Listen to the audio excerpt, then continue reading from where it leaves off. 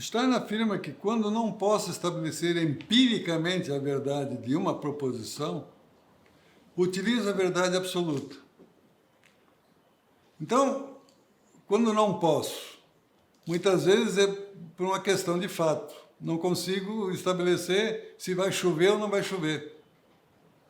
Mas também, teoricamente, quando se fala do apriorismo kantiano, está vedada a possibilidade do intérprete adotar os fatos como fundamento. Ele tem que ficar, como já se referiu diversas vezes, no plano conceitual. E não pode descer para o plano factual, plano empírico. Ele diz, então, se uma proposição utiliza a verdade, empiricamente a verdade de uma proposição utiliza a verdade absoluta. O que é a verdade absoluta? Verdade absoluta é aquilo que eu penso a prioristicamente. Não sei se vai chover, mas eu olho para o sul, vai chover, pronto. Está definida a situação. Eu ainda não tenho dados para dizer se vai ou não vai chover, mas eu olho e penso, vai chover. É isso que, simplesmente é isso. A minha proposição é verdadeira porque existe o fundamento último. Qual é o fundamento último? Eu afirmei. Vai chover. Essas sempre foram as duas alternativas da filosofia. Ou existe um fundamento empírico da verdade, ou existe um fundamento último da verdade. Ou eu afirmo concretamente a verdade e demonstro experimentalmente que ela existe, ou eu penso alguma coisa e afirmo. Tem-se um fundamento último, então algo é verdadeiro. A hermenêutica é essa incômoda verdade que se assenta entre as duas cadeiras, quer dizer, não é nenhuma verdade empírica total, porque sempre restam alguns resíduos empíricos que não podem ser considerados totalmente quando se faz um determinado levantamento. E ele diz que não pode ser uma verdade empírica nem uma verdade absoluta. É uma verdade que se estabelece dentro das condições humanas do discurso e da linguagem. Ele diz mais ou menos que a hermenêutica é uma cadeira que se centra entre o empírico e o não empírico.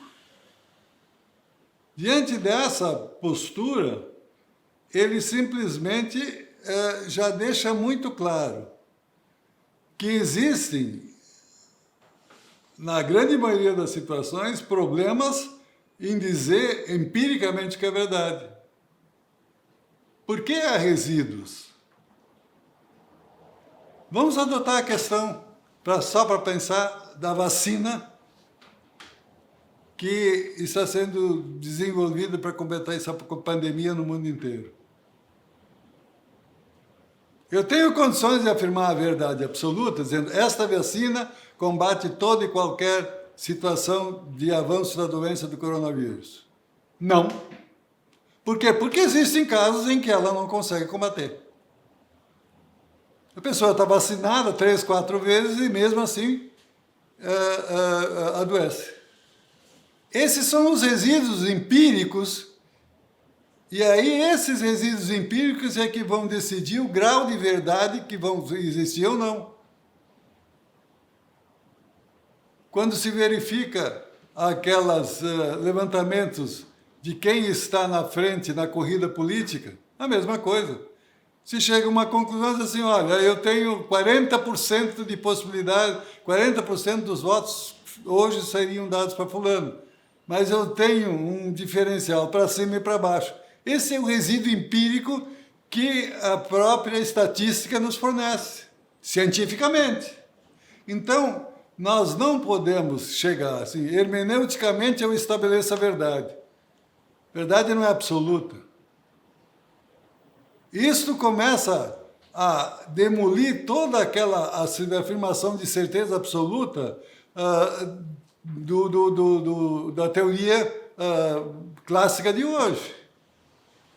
O mundo funciona como uma máquina matematicamente calculável a partir dos elementos físicos que foram captados.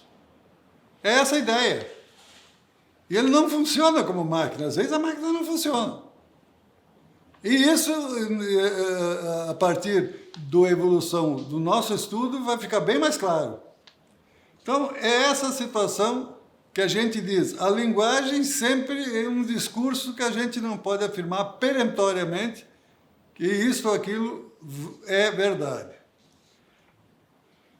Bom, o que a gente vê ainda é um outro fato. Normalmente a pessoa diz, não, interpretação hermenêutica é a mesmíssima coisa.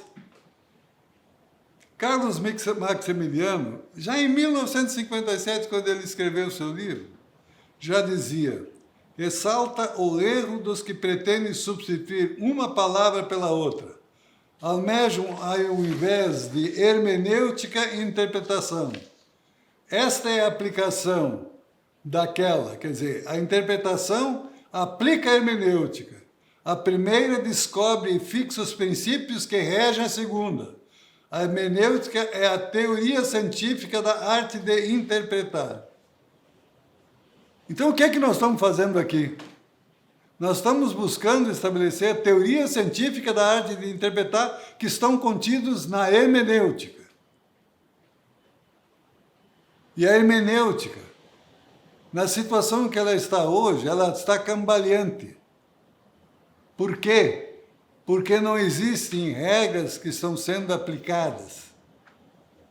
Regras existem e são conhecidas. Só que o período de adaptação dessas regras, ele está sendo muito longo no Brasil. Por que longo? Porque não há interesse. E o Leviatã, já lá no 1600, já dizia por quê. Se eu quero exercer o poder, eu tenho que dominar a hermenêutica e a interpretação. Hoje simplesmente não se ensina isso. Temos muitos núcleos de estudos fortes, respeitáveis no Brasil. Mas até quando vamos ter que esperar para que essas regras de hermenêutica se universalizam e sejam aplicadas nos tribunais do Brasil? É essa luta primordial que todo o sistema jurídico tem que fazer. Sei que isso parece alguma coisa bastante impossível, mas quando se acha que a coisa é difícil, o importante é começar e ter certeza que ao final a ideia vai se impor. Então, por isso, muitas vezes uma atitude quixotesca parece até hilária. A mim me disseram, amigos meus, Renato, esquece, ninguém vai aceitar isso que está no teu livro, porque não há interesse que seja aceito. Eu não estou dizendo que o meu livro é o único nesse negócio, não. Eu estou dizendo que existem muitas obras importantes e que falam dessa matéria, mas ainda são estudantes isolados na sua solidão, buscando nos horizontes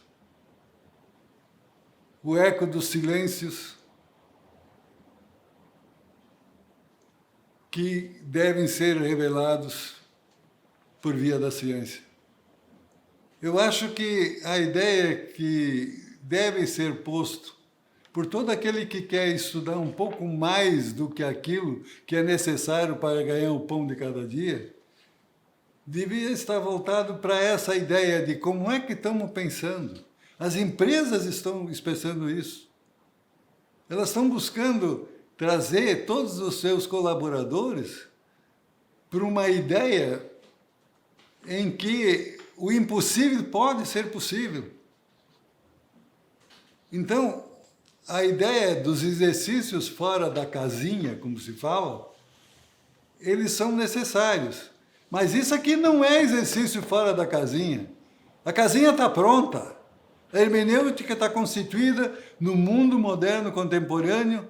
A vanguarda já está absolutamente formada. A única coisa que nós temos que fazer é entrar nessa casa e exercer essa atividade intelectual. Por isso é que eu insisto. Vamos buscar uma nova forma de pensar. Gadamer insistiu que, ao contrário dos hermeneutas anteriores, a sua intenção não é fornecer um método de interpretação. Não obstante, afirma que os princípios de hermenêutica filosófica explicam os aspectos essenciais do processo de interpretação. A hermenêutica que caracteriza como filosófica não é apresentada como um novo procedimento de interpretação ou explicação. Basicamente, ela apenas descreve o que sempre aconteceu quando uma interpretação é convenientemente bem-sucedida. Gadamer, tantas vezes citado por nossos estudantes e pela nossa teoria científica. Ele disse, não há nada para inventar, já está tudo lá, é só aplicar. Há aqui também uma outra situação de Stein. Há um esforço que não é intencional de um indivíduo, de um pensador, de criar um universo de análise que não seja mais dependente de um mundo teológico, principalmente, e de outro lado, de um mundo ontológico. O que ele quer dizer, não é intencional?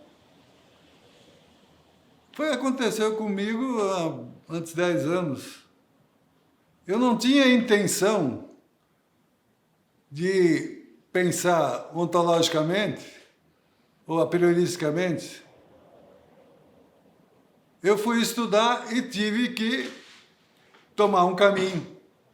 E esse meu caminho está sendo apresentado. Nós temos que ver ainda o que diz Lonergan. E aí, vejam o seguinte, eu só estou citando autores de vanguarda e que já estabeleceram as regras de hermenêutica.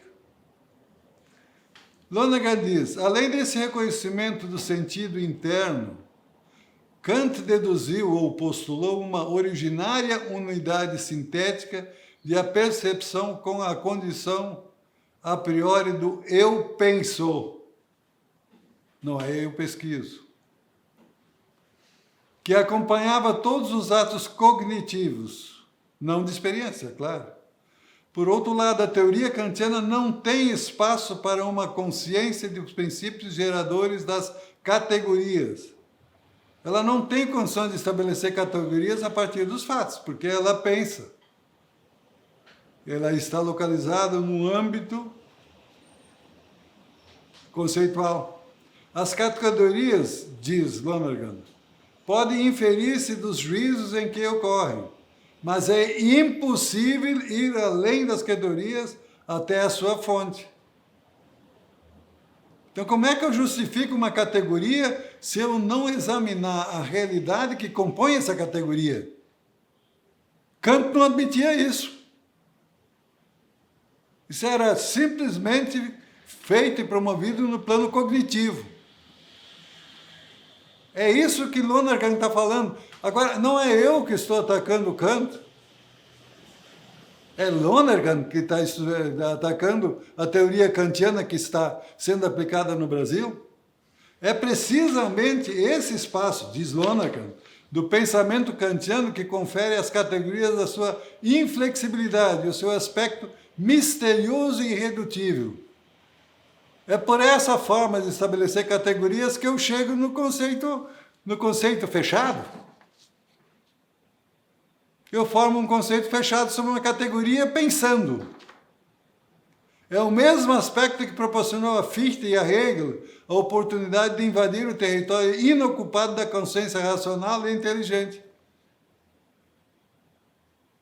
Aqui nós estamos no plano absolutamente metafísico, além da física, sem nenhum tipo de justificação. Eu gostaria de trazer aqui o que Miguel Hernández referiu quando estudou Averroes. Averroes é aquele cientista que foi muito importante para estabelecer a base da teoria dos muçulmanos, e ele teria dito: a abstração das formas tem lugar por meio de um processo que compreende os seguintes graus. A transcrição está em espanhol. Eu estou tentando fazer uma tradução naquilo que é possível. A sensação que verifica a primeira abstração, mas não logra abstrair absolutamente as imagens sensíveis da matéria e dos caracteres materiais. A imaginação que abstrai as formas sensíveis da matéria, mas não dos caracteres materiais que lhe acompanham. Então, eu faço uma abstração e não consigo penetrar naquele campo que está reservado para a experiência. 3. A estimativa que proporcionam as formas intencionais, que são completamente imateriais. E a cognitiva assimila estas formas. O que quer dizer esse texto em resumo? Quando eu faço abstração, eu abstraio e abstração em cima de abstração para depois chegar no conceito. Sim, mas por que eu estou insistindo nisso? Aqueles que participaram e ouviram as lições anteriores vão dizer: mas ele volta a insistir nesse tema. Exatamente, esse tema é básico. E a gente ocupa a nossa mente a partir desta forma de pensar, sem ter condições, muitas vezes, de constatação disso. Então, a gente tem que verificar se a gente, quando olha, por exemplo, por qualquer tipo de coisa, qual é o grau de abstração que nós estamos fazendo para identificar aquela coisa. Eu estou vendo uma árvore e muitas vezes eu vejo uma árvore simplesmente já conceitualmente posta num plano não fenomênico. Voltamos a Lonergan. Nesse sentido, refere Lonergan. Visto, portanto, que a individualidade pertence ao resíduo empírico.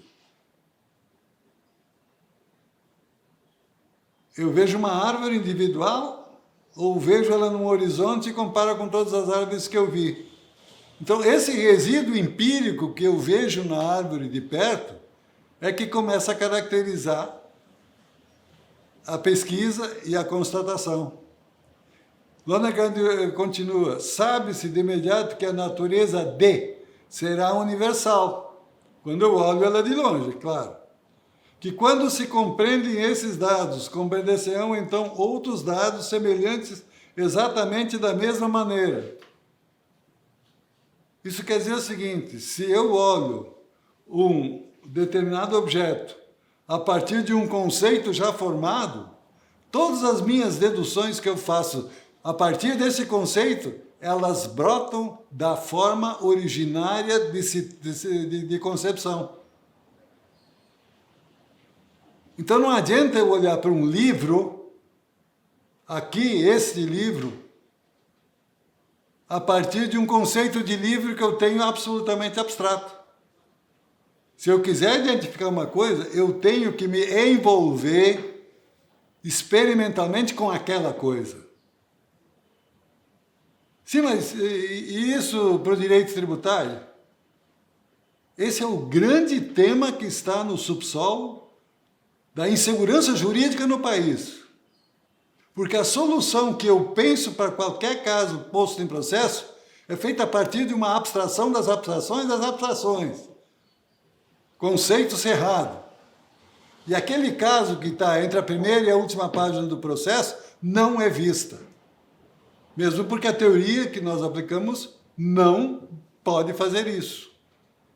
Então, Lonergan se soma Einstein e a outros autores para afirmar esse tema.